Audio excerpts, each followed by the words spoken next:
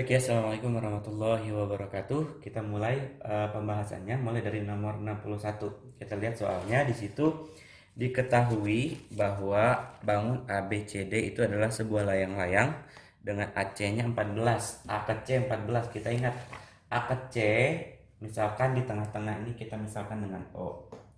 A ke O dengan O ke C itu kesama. Berarti kalau A dari C 24, berarti ke A ke O itu adalah setengahnya. Berarti ini adalah 12.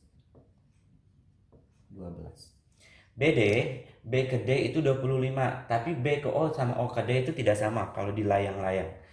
Yang selanjutnya A ke D itu 15. Ini sama 15. Ini juga sama 15. Oke ya. Berarti kita butuh O ke D. O ke D itu ini pasti siku-siku di layang-layang. Kita bisa menggunakan Pitagoras. O ke D itu 12, 15. Berapa ininya? Berarti adalah 16. 9, sorry. 9 ya. O ke D itu adalah 9. Berarti O ke D itu 9. Dari mana? Pakai Pitagoras. Oke, kemudian kalau O ke D 9 berarti B ke O adalah, karena BD tadi adalah 25, berarti 25 kurang 9 atau 16. Berapa sih Pitagoras dari 12, 16? B ke C kan pakai Pitagoras juga. B ke C juga sama. B ke C itu adalah pakai Pitagoras, yaitu 20. Sama pakai Pitagoras.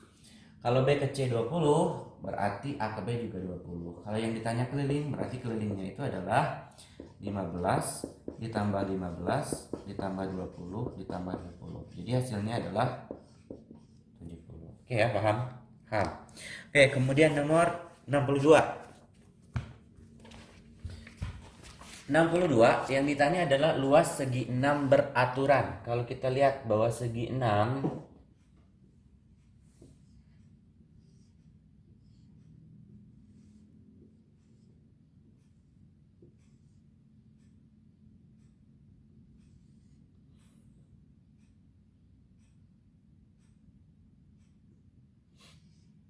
ya, ini segi 6, anggap-anggap sama lah ya.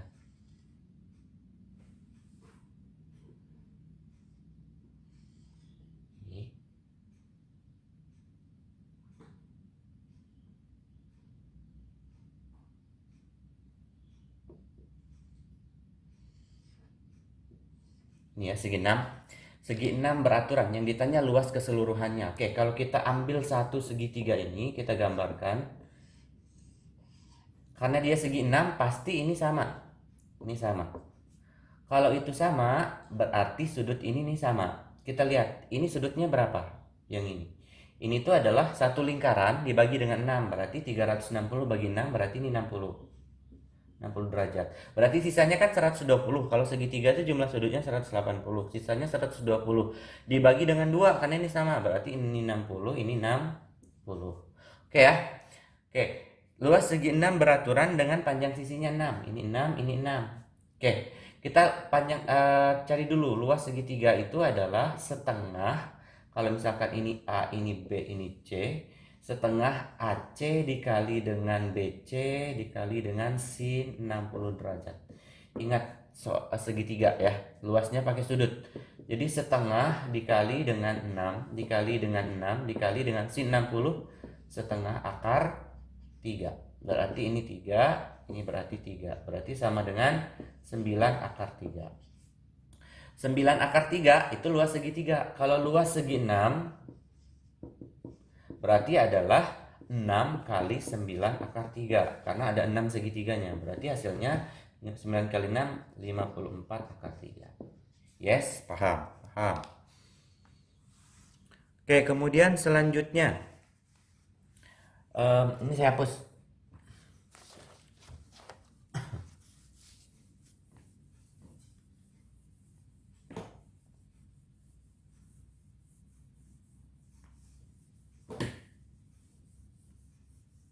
Selanjutnya adalah nomor 63. Nomor 63, seorang anak mengisi 20 kelerengnya yang berukuran identik ke dalam balok. Semua kelereng tersebut tersusun rapat dan rapi sehingga terbentuk 5 lapis dengan tiap lapis diisi oleh 4 kelereng. Jika volume kelereng adalah 4/3 pi, maka volume balok sama dengan berapa? Oke, kita Gambarkan dulu yang dimaksud soal itu apa. Jadi ada kelereng yang dimasukkan ke balok. Jadi kalau misalkan saya gambarkan, saya punya balok nih.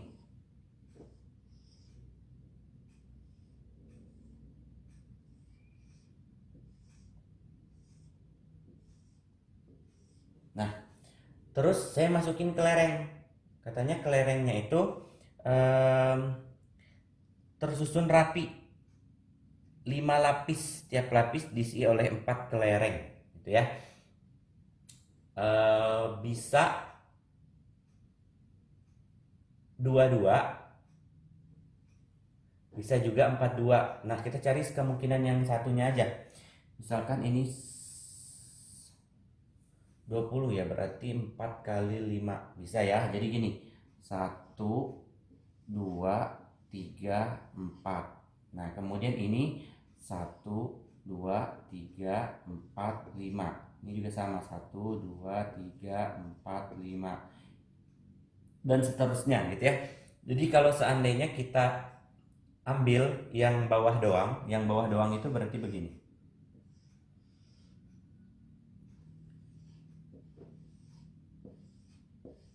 Nah, begitu ya lebih kurang. Nah, ini nempel-nempel, anggaplah nempel-nempel ya.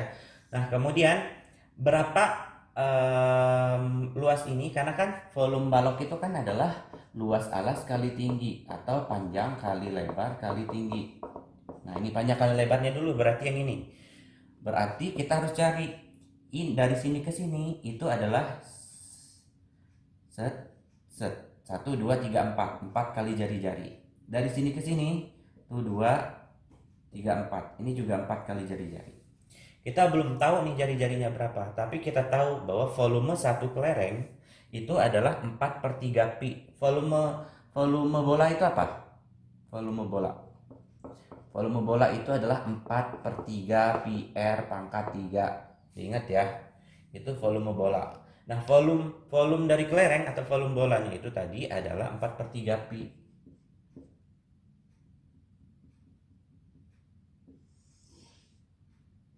Oke, 4/3 pi sama dengan 4/3 pi R pangkat 3. Ini kan boleh dicoret sama-sama. Berarti R pangkat 3 sama dengan 1. Jadi R-nya sama dengan 1. Berarti panjang dari sini ke sini itu adalah 4. Panjang dari sini ke sini itu adalah 4. Berarti luasnya itu adalah luas alas itu adalah 4 kali 4 sama dengan 16. Oke, sekarang kita lihat yang samping sebelah kiri. Yang samping sebelah kiri sini tingginya berapa? Tingginya berarti kan yang ini nih. Dari sini ke sini itu berarti 1 2 3 4 5. Berarti ada 10 jari-jari. Berarti tingginya itu adalah 10 kali jari-jari atau 10 kali 1 sama dengan 10. Berarti volumenya itu adalah luas alas kali tinggi 16 kali 10. Jadi hasilnya 160. Paham? Paham.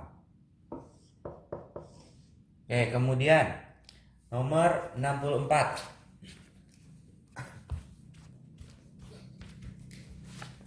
Nomor 64, kita lihat nomor 64. Itu ada dua garis. Garis pertama disebut dengan garis K, garis kedua disebut dengan garis L.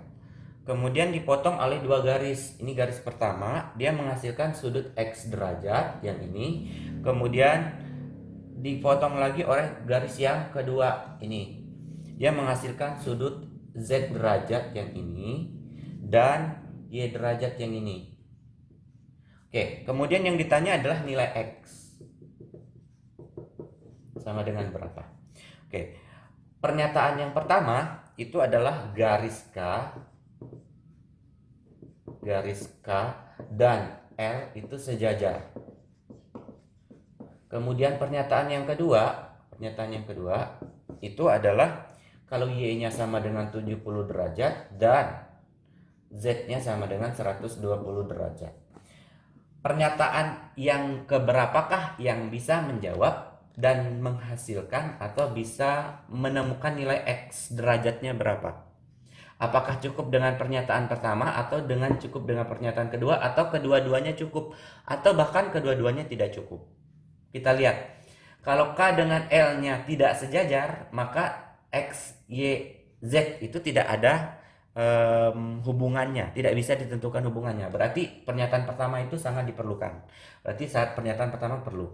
Kalau cuman X, Y, Z sejajar doang dan bisa ditentukan tapi nggak ada nilainya, berarti X-nya tidak bisa ditentukan.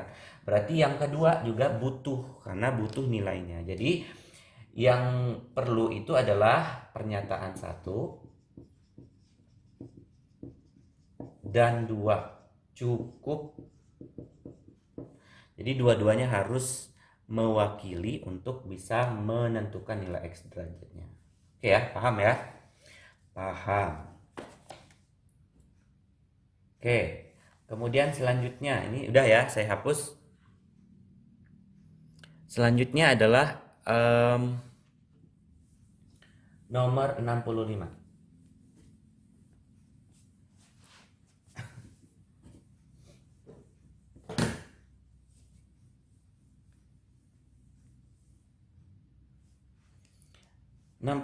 Itu adalah bentuknya grafik atau diagram. Yang ditanya adalah tentukan daerah yang diarsir. Nah, kebanyakan ini pelajaran SMP, cuma kebanyakan kalian sudah lupa. Nah, yang diarsir itu adalah yang ini dan yang ini. Oke.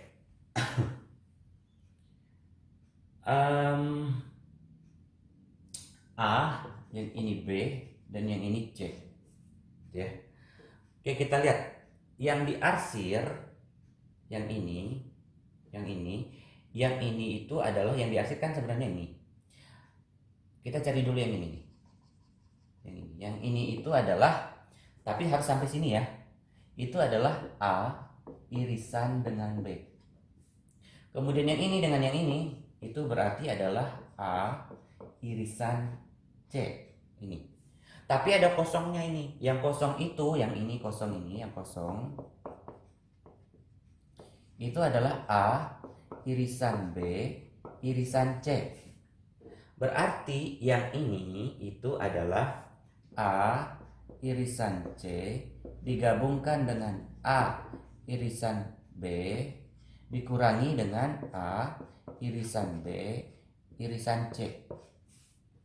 A irisan C digabungkan dengan A irisan B itu jadi apa?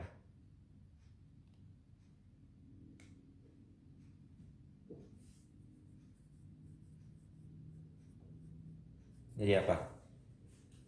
A irisan dengan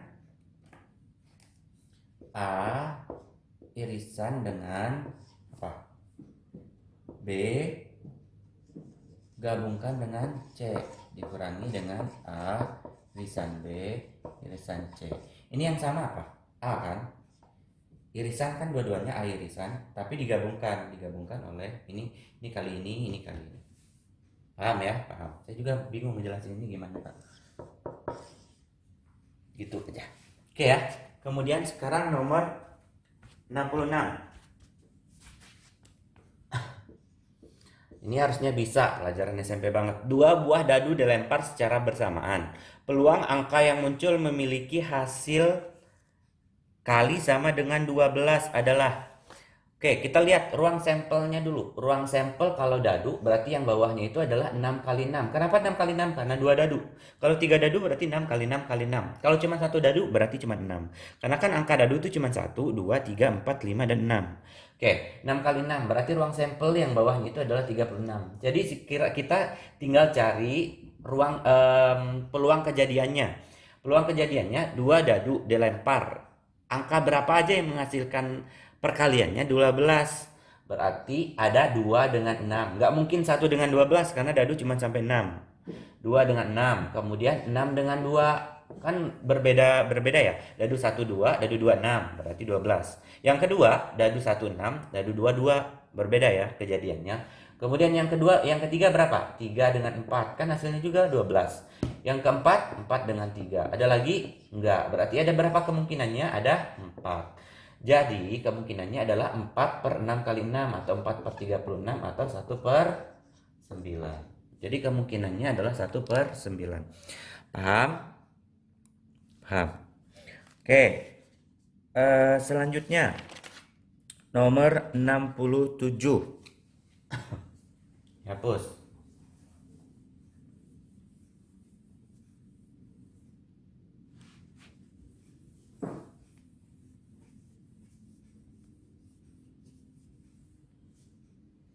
Nomor 67, tiga kategori buku akan disusun di atas meja, yaitu kategori A, B, dan C. Dengan masing-masing kategori ada sebanyak 2, 3, dan 2 buku berbeda. Oke, kita lihat. Nomor 67 itu kategori A, kategori B, kategori C. Itu katanya masing-masing ada 2 buku, 3 buku, dan 2 buku. Buku-buku kategori A dan B tidak boleh disusun berdampingan dan semua buku harus disusun berkelompok dalam kategorinya masing-masing. Banyak cara penyusun buku-buku tersebut adalah ini gampang.